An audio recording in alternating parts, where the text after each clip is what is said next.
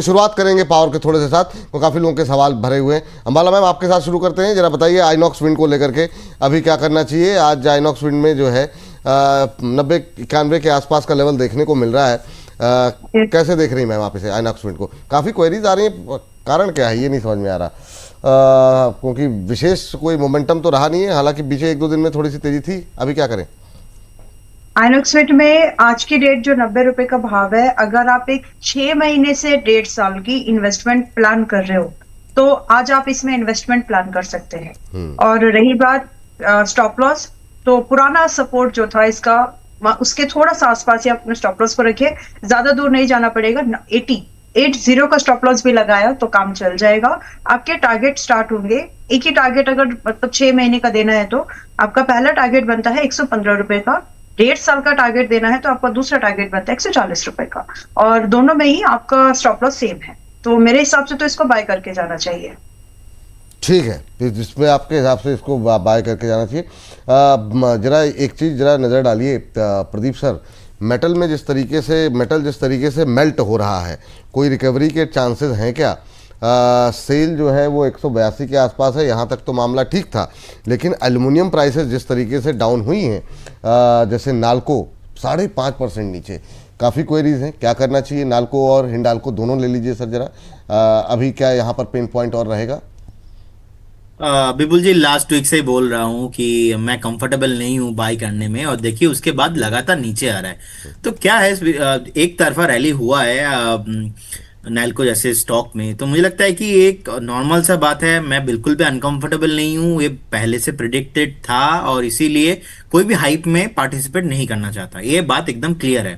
तो मुझे लगता है कि जिस तरह का प्राइस अभी है 361, और थोड़ा नीचे आपको मिलना चाहिए। 340 तक एक सपोर्ट है।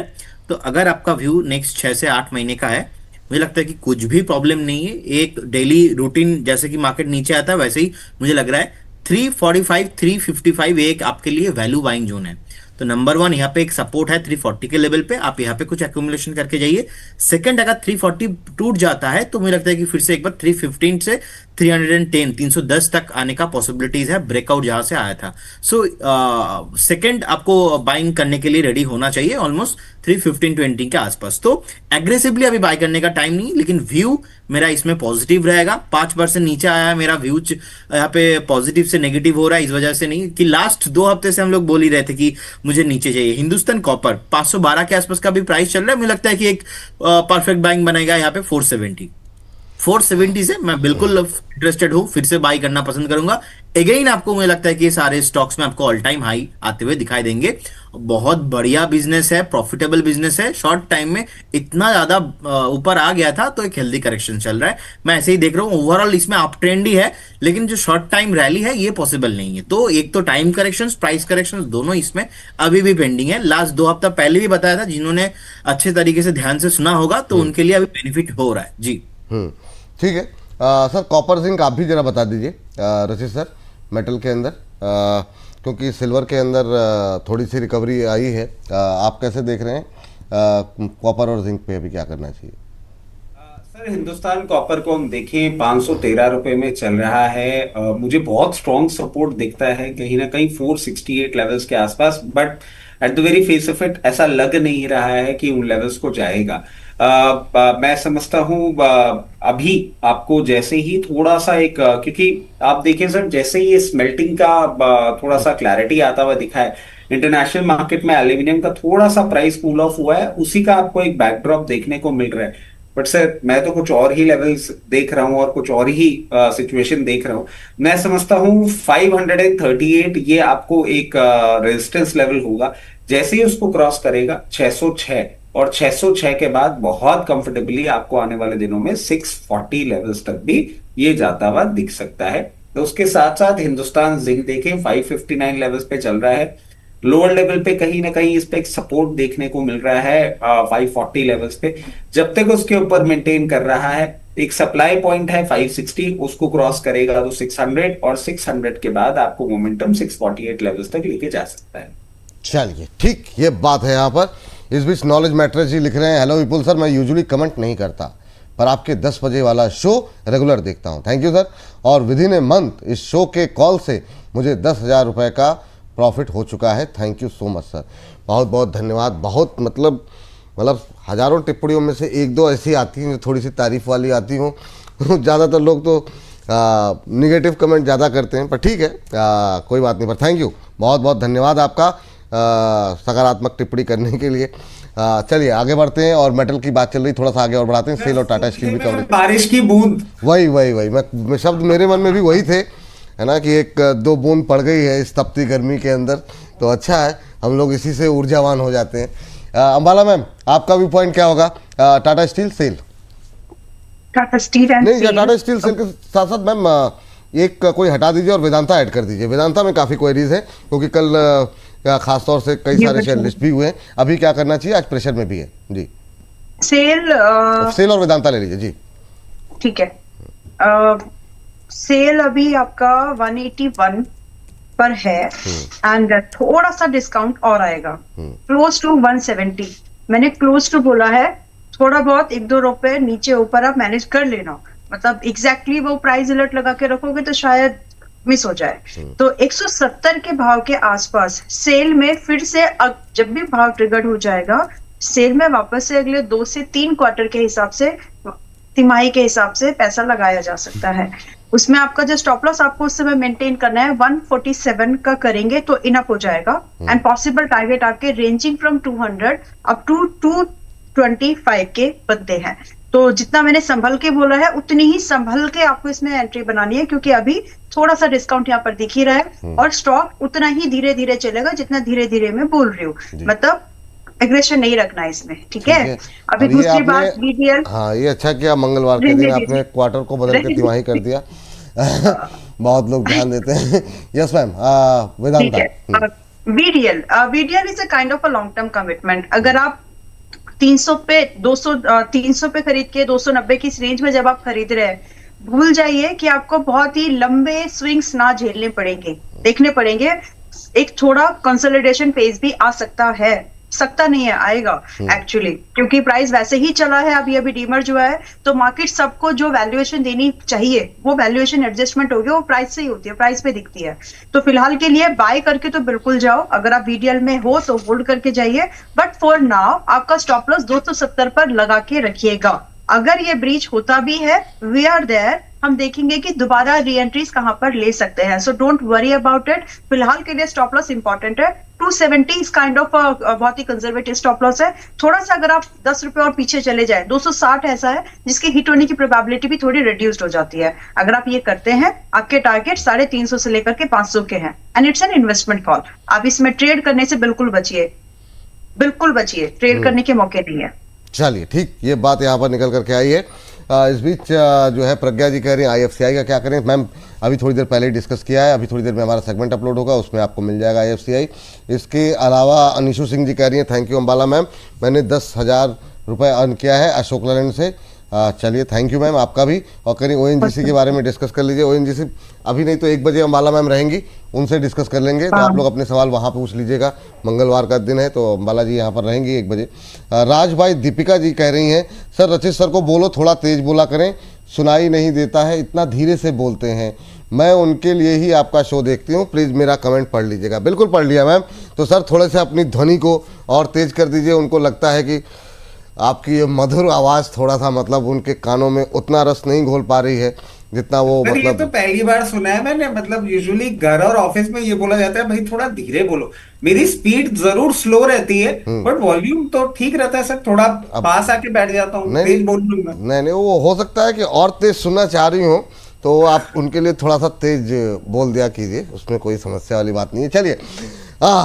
चलिए लेकिन ये है कि मैं तो प्रदीप जी का ही मान रहा था, आपकी भी मतलब चलिए मैं सर इंसान तो मैं भी हूं ना, मतलब एक इंसान को दूसरा इंसान पसंद आ सकता है ना, मतलब आप ऐसा क्यों?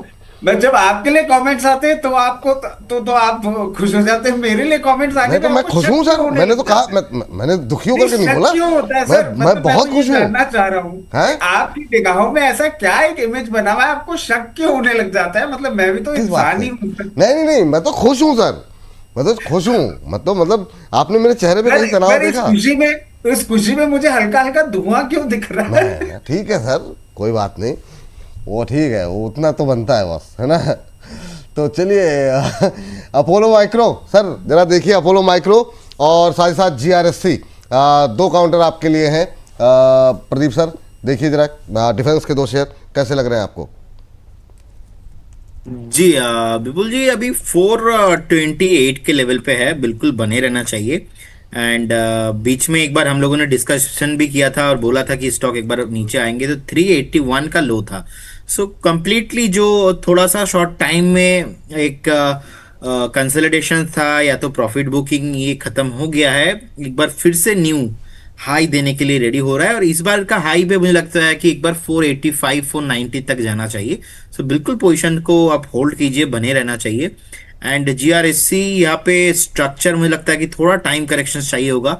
2654 के आसपास का प्राइस है, आपको एक बार करेंट जोन से 100 से 150 पॉइंट का करेक्शंस मिलने का पॉसिबिलिटीज दिख रहा है। तो यहाँ पे फ्रेश बाय करने का तो सलाह नहीं रहेगा, लेकिन आप बिल्कुल दोनों स्टॉक को होल्ड करके रखिए। ज्यादा सबसे पहले अपोलो माइक्रो में मुझे लगता है कि एक बार 490 480 शॉर्ट टाइम में पॉसिबल है। ये बात यहाँ पर निकल के आ रही है। और इस बीच PG इलेक्ट्रोप्लास्ट ने अभी थोड़ी देर पहले जो हाई लगाया है 531 रुपये 75 पैसे का, अच्छा मोमेंटम दिखाया है। अभी रिकमेंडेशन भी थी यहाँ पर PG इलेक्ट्रोप्लास्ट को लेकर के, और अभी भी जो है 531 रुपये 75 पैसे का हाई लगाया है। तो इसका मतलब ये इसका फर्स्ट टारगेट अचीव हो गया है। प्रदीप सर, PG इलेक्ट्रोप्लास्ट आप ही ने दिया था ना सर? हाँ sir, first target almost achieve हो गया हाँ, है। वही तो देखिए, आप अपडेट नहीं करते सर, मुझे अपडेट करना पड़ रहा है, बताइए। अभी भी सर सेकंड और थर्ड टारगेट के लिए ओपन है। चलिए ठीक है, तो यहाँ पर मोहर लग गई है। अभी 523.50 थोड़ा सा वहाँ पे प्रॉफिट बुकिंग हुई है, क्योंकि वो लेवल्स ऐसे दिए गए थे। 25 पैसे ऊपर थोड़ा सा लोगों ने प्रॉफिट बुक कर लिया, बहुत अच्छी बात की। अभी भी सेकंड और थर्ड टारगेट के लिए ये कॉल ओपन है। चलिए पारस डिफेंस पे जरा बातचीत कर लेते हैं, और आइडिया फोर्स दोनों ही आपके खाते में जाते हुए सर जरा बताइए फटाफट क्या करना चाहिए। रचित सर हैं? सर पारस डिफेंस 1087 लेवल्स पे चला गया है, कंटिन्यूअस एक अपसाइड है। अब सर इसमें देखने वाली बात यह है कि आपके लिए जो स्टॉप लॉस है वो 988 का है, और जो टारगेट है वो 1160 का है। तो अब 1090 1087 रुपए पे कैसे मैनेज करना है वो एक बार देखने वाली बात होगी। तो जिनके पास है पोजीशन बस वो होल्ड करें, और हायर लेवल पे हल्का प्रॉफिट बुकिंग भी करें। एक अच्छा अपसाइड इसने रजिस्टर किया है। आइडिया फोर्ज आपको एक हल्का सा करेक्टिव फेज में आता हुआ दिख रहा है, बट बहुत ज्यादा कोई प्रॉब्लम वाली बात नहीं दिख रही है। जिस तरीके से पोजीशन है अभी 859 लेवल्स पे चल रहा है, हमारी समझ से जब तक 798 के ऊपर आपको क्लोजिंग देता हुआ दिख रहा है, वापस एक बाउंस बैक मूव आ सकता है, जो कि इसको 940 और उसके बाद 980 लेवल्स तक लेके चला जाए। चलिए ये बात है। इस बीच MSTC को लेकर के बहुत लोग टिप्पणी कर रहे हैं। MSTC पे बात हुई है, आप लोग अभी जो सेगमेंट हमारा 11:30 बजे आएगा उसमें डिस्कशन में है, तो आप लोगों का मतलब ऐसा नहीं है कि आप निगाहें रहती नहीं है। ABDL को लेके बहुत लोग कर रहे हैं, 1 बजे डिस्कस कर लेंगे ABDL जो है। इन सब के बीच में BSE पर भी बातचीत हो चुकी है, लेकिन इस बीच अगली कंपनियां जो मैंने 2 निकाली थी अंबाला मैम के लिए, एक तो मैम अदानी पावर देख लीजिए फटाफट कि अदानी पावर में अभी क्या करना चाहिए करंट लेवल पे, पावर पे अगर नज़र डालना चाहें, और अभी कितने डाउनसाइड के बाद यहाँ पर जो है नई खरीदारी करनी चाहिए। एक चैट बॉक्स से सवाल, हालांकि ये सेगमेंट का हिस्सा नहीं होना चाहिए, लेकिन फिर भी बहुत लोगों के सवाल हैं अदानी पोर्ट को लेकर के, तो दोनों अदानी के इन शेयरों को जरा ऐड कर लीजिए और बताइए क्या करना चाहिए। अदानी पोर्ट्स पर एक सेकेंड, आई थिंक हाँ ठीक है कर सकते हैं। It was enterprises fine. तो अदानी जी पोर्ट्स है आपकी स्क्रीन पर, तो पहले उसी के बारे में बात कर लेते हैं। 1813 के भाव पर अभी है। विपुल जी, मैं यहाँ पर पोजीशन है आपके पास, जिनके पास भी, तो आप ट्रेलिंग कर लीजिए। फ्रेश बाय सस्ते में खरीदने की कोशिश अब करेंगे। पहले बाय कर चुके थे 1400 समथिंग के भाव से, 1800 टारगेट थे, आ गए। अभी दोबारा थोड़ा रुको, और मेरे हिसाब से जिनके पास जो बुक नहीं करते प्रॉफिट की, गलत आदत है ये। आप ट्रेलिंग तो कम से कम कर लीजिए। 1740 का एक स्टॉप लॉस लगा करके बैठिए, एंड यहाँ से ट्रेलिंग है ये लगा करके बैठिए। दोबारा ये सस्ता मिल जाएगा अगर हमको 1650 के आसपास, नथिंग लाइक दैट, दोबारा खरीदने का मौका बन सकता है। बट अभी तो मैं ट्रेलिंग करने की सलाह दूंगी, फ्रेश खरीदने की नहीं। या फिर अच्छा खासा वॉल्यूम बेस्ड ब्रेकआउट मिल जाए तो भी खरीद सकते हैं, but not at the current price. यहाँ तो आप अपनी ट्रेडिंग लगाइए ताकि आपका प्रॉफिट टाइम से बुक हो। आप उसके चलते अगर ये 1900 निकाल ही देता है then you can hold further for like 2000, but trailing is required. अभी के लिए दूसरा जो आपने अडानी पावर की बात की है 219 रुपए पर है, ठीक है, इच्छा तो है, अब पता नहीं, या अपेक्षा तो है, पता नहीं होगा कि नहीं, कि यहाँ से 200 से 190 मिल जाए, 200 भी मिल जाए तो वैल्यू इन्वेस्टमेंट वापस बन सकती है। तो फिलहाल मैं उसका वेट कर ही रही हूँ, नो फ्रेश बाय। और अगर आप नहीं प्रॉफिट बुक कर रहे हो तो गलत बात है, ये भी प्रॉफिट बुक कर लो। ये बात है यहाँ पर। और चला फटाफट जो है सर जरा BEL को ले लीजिए, हालांकि चल नहीं रहा, अभी फंस गया है यहाँ पर। अभी क्या ये कंसोलिडेशन लंबा चलेगा? कल भी बातचीत हुई थी, एक रह गया share yes bank. Ambala ma'am आप बोल दीजिए, आप बोल रही थी, मैंने उस समय आपको रोक दिया था यस बैंक को लेकर के। आप यस बैंक कंप्लीट कर दीजिए। और सर आप एक तो BEL ले लीजिए, और एक सर डिफेंस में और आपको कौन सा पसंद लग रहा है, या फिर अभी आपको लग रहा है कि डिफेंस अभी कंसोलिडेट करेगा? प्रदीप सर, ये आपके लिए है सर। जी देखिए, BEL एक बहुत ही बढ़िया स्टॉक है, फंडामेंटल भी और टेक्निकली दोनों साउंड अच्छा लगता है मुझे पर्टिकुलर स्टॉक के लिए। तो ज़्यादा कोई 408 के आसपास का प्राइस चल रहा है। इनफैक्ट हम करेंट जोन से एक बार बाय करके जा सकते हैं, बस आपको थोड़ा पेशेंस के साथ बने रहना पड़ेगा 6 महीना। मुझे लगता है कि इजीली करेंट जोन से 25% का अपसाइड है इसमें। स्टॉप लॉस 382 के लेवल पे मैं मेंटेन करना चाहूंगा, क्योंकि कुछ भी प्रॉब्लम होता है तो स्टॉक एक बार आपको 395 से 390 तक दिखा सकता है। इससे पहले भी 385 390 से स्टॉक घूमा है, तो इसीलिए 382 का स्टॉप लॉस मुझे लगता है कि वो ट्रिगर नहीं होना चाहिए। अगर ट्रिगर होता है कभी तो फिर प्रॉब्लम बड़ा होगा। और स्टॉक बहुत बढ़िया है, मुझे लगता है कि इजीली करेंट जोन से 25% का अपसाइड यहाँ से पॉसिबल है। और डिफेंस में अभी ज्यादा मुझे कुछ स्टॉक पसंद नहीं आ रहा है, क्योंकि प्राइस मुझे ज्यादा अच्छा नहीं लग रहा है। मोमेंटम के हिसाब से ओनली फॉर एपोलो माइक्रोसिस्टम मुझे अच्छा लग रहा है। ठीक, अपोलो माइक्रोसिस्टम अच्छा लग रहा है। अंबाला मैम टाइम नहीं है, बिल्कुल 10-20-30 सेकंड में बता दिए, बाकी डिटेल में डिस्कशन हम 1 बजे कर लेंगे। आप बोल रही थी उस समय रह गया था, और काफ़ी क्वेरीज भी हैं, तो कंप्लीट कर लीजिए यस बैंक।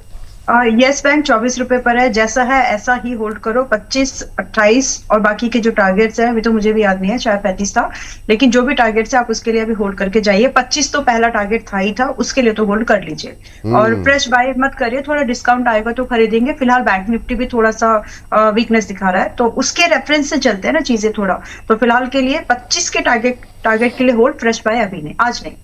चलिए ठीक है, इसको बाकी जो है डिटेल में 1 बजे आइए आप सब लोग। आप लोगों के तमाम ये सवाल जो है डिस्कस करेंगे, अंबाला जी रहेंगे हमारे साथ, और जो भी आपके सवाल हों आप भेज दीजिएगा। एक